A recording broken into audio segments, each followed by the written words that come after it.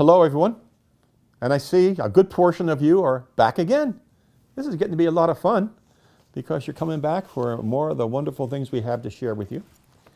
And the topic for this session is basically crafting your authentic personal and professional brand. And as I did before, I've got a little bit of narrative to make sure that you get the essence of what I want to say to you. And so here goes.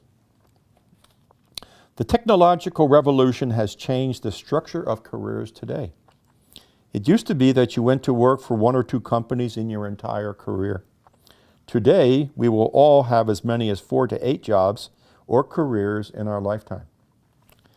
Personal branding is essential to personal and career development. It is an effective career tool because it helps define who you are, what you stand for, what makes you unique, special, and different, how you are great, and why you should be sought out as a colleague.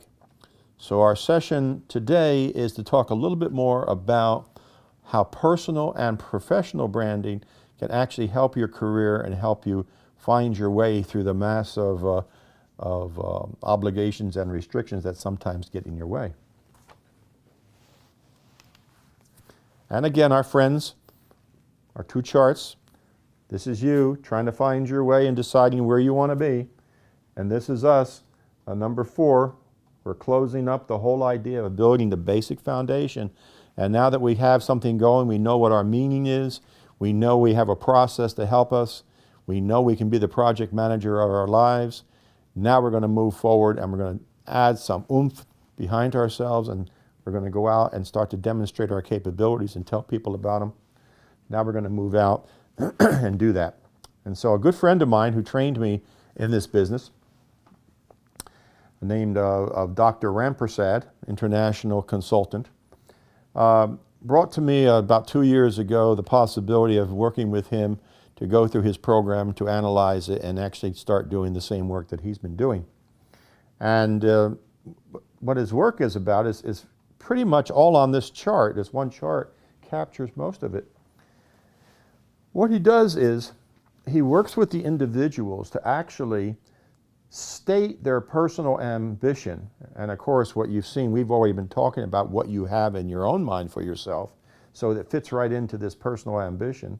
And then also to translate that into your personal brand. In other words, what do you want to do, who do you want to be, and how are you going to tell others about who you want to be? Then he talks about a personal balance scorecard in which you actually can plan out the steps to become who you want to be.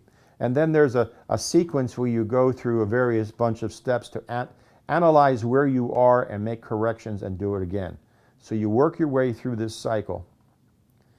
What he also says is that if you can do it for individuals, let's say for individuals working separately or in whole companies, what you can do is have the corporate folks want the same program for the leadership team. And if you get the leadership team wanting to do the same thing here, you take them through what's going on as far as their corporate brand, you take a look at their balance scorecard, you take a look at this cycle. So the question is, how do you get this cycle of activity aligned with this cycle of activity so that you're aligned with your organization and you're aligned within yourself mentally? So the concept is that through a systematic approach, following a project management technique of laying out a methodology, you can work your way through becoming the person you want to become, and they will help you with the steps. Now, just to go into a little bit more detail, personal mission, personal vision, personal key roles, success factors, personal objectives, how do you measure it, and what actions to take. This is a traditional, standard way that almost everybody who is in the coaching or consulting business tries to help other people manage their life in a forward-leaning, progressive approach to managing their life going forward. And while you're doing this, you're taking into account the market, the operations, the learning, and the financial perspective, so it fits right in with what I was telling you the last time. So it was pretty cool that what he had offered for me to get involved in was really aligned with what he was doing and what he was advocating before.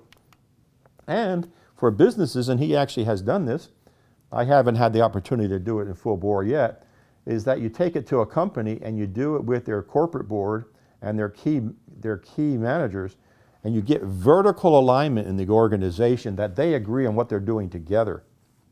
When they agree on what they're doing together and you have a corporate ambition and a corporate brand in mind, then what you want to do is you want to synthesize it. You want to take the personal ambition and the corporate ambition, and you want to create the dialogue between these two groups.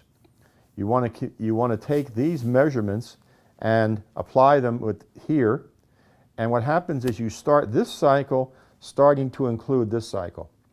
And so what happens is, in addition to other ways of doing business strategy and strategic plans and having that way, you spend a time getting conversation going up and down the management train. At every level, you have them talking horizontally towards their subordinates, and you're checking to see if you have agreement. And once everybody has an agreement that what they're doing is related to everybody else, people then can find a way to be more collaborative and focus on what the company needs to get done, or to be very clear that they're no longer in the right place and maybe go somewhere else if that's not the objective that they want for themselves and their corporation. So it's a fairly simple idea. It does take some time because you have to do some research, you've got to prepare some materials, and folks like myself or others that I'm aware of can take people through this and can do whole companies. Ideally, you do a whole company and the company would just take off and make a big improvement in its performance. Once again, we have our favorite little yellow diagram here, and that one is particularly important. Is how about my personal fulfillment? Let's say that I was tremendously good as a specialist doing what I do, but nobody knew about it. And I really couldn't work on my own, but I might be able to work on my own if I knew how to run myself as a business. I could treat myself as a business. Well, how would I promote myself? I would have to have some kind of self-identity, and I'd have to have someone identify with me that that's what they need. So when you're on your own as a person, you have to find a way to succeed competing with everybody else or collaborating with everybody else. Just like businesses have to collaborate and work with each other, sometimes it's questionable whether it's in their own interest, but they usually find a way to do so. So this whole area is very important for launching yourself into the business world, and we recommend that if there's something here for you, you might actually put down and say, I think I'm going to go through a program like that the first opportunity I get. And always, how could you use this to affect your personal life? Okay, thank you.